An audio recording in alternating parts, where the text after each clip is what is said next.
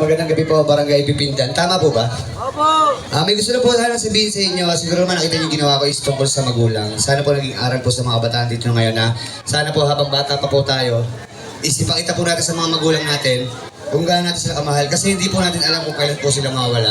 Siyempre kung may pagsubok at problema dumating sa buhay natin, walang ibang tutulong sa atin kung hindi nasa taas. Kaya bigyan niyo po rin sa malakas palakpakan yung nasa taas. Maraming salamat po.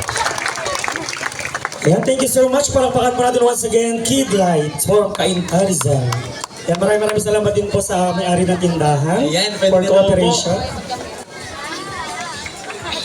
Ang dami natin nakita ngayong gabi. Mga ilan? Mga 17, yung contestant natin. Kala mo. Kala ko magbibilang pa tayo eh. Alas 2 na. Ang saya, di ba? Ang saya makita yung iba't ibang performances ng ating mga contestant. Ang saya din na maraming bata sa gitna. Oo, ang sarap ng ute.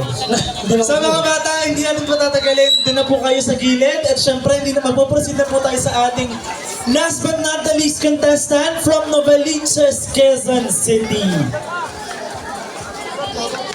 Contestant number 18 from Novaliches, Quezon City is none other than RM Beat Machine!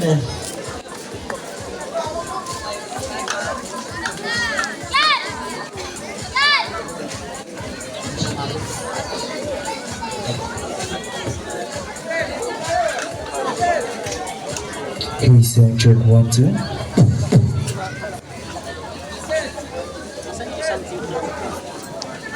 Hey, sound check 1, 2. Hey.